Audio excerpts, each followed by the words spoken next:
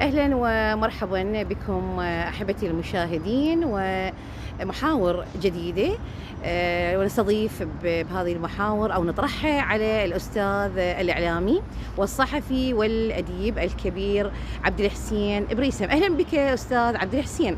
أهلا وسهلا كل الهلا. أستاذ عبد الحسين، يا حبذا لو تحدثني عن بداياتك مع الشعر والأدب ومن كان له الأثر الكبير عليك.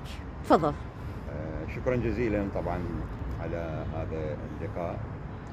طبعا بدايات أي شاعر أو صحفي أو أديب تكون بدايات بسيطة، ولكن هي الموهبة الأساس التي تنمو باستمرار التجربة، خاصة بعد هذا العمر الطويل أكثر من ربع قرن مع الشعر والأدب والعمل الصحفي.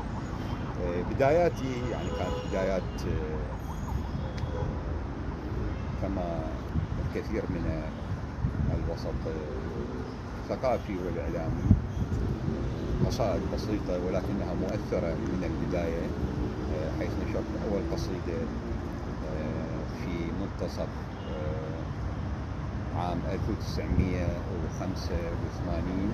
كانت البدايات واستمرت حتى وصلت تجربتي الشعرية إلى إصدار أكثر من 8 مجاميع شعرية صدرت عن أغلبها عن دار الشؤون الثقافية العامة في بغداد، وكذلك في مصر العربية القاهرة، وبالإضافة إلى إصدارات في بابل وميسان، وكذلك أصدرت أكثر من كتاب في مقالات في الشعر منها الاختزال الشعري والغابة وكذلك الصدمة الناعمة. وأعمل الآن على أن تكون تجربتي هذه قد أثمرت أو أضافت شيئا جديدا للتجربة الإبداعية العراقية والعربية، هذا في مجال الشعر.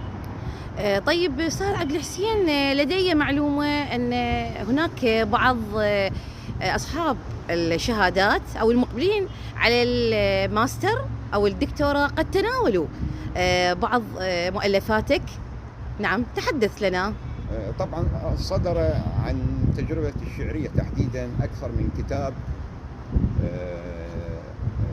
نقدي في هذا المجال، وصلت إلى 4 أو 5 كتب صدرت، بالإضافة إلى بعض الدراسات الأكاديمية بالدكتوراه والماجستير. ومن هذه الكتب التي صدرت عني هي سادن الشعر وحارس بوابة القصيدة، إعداد وجمع الإعلامية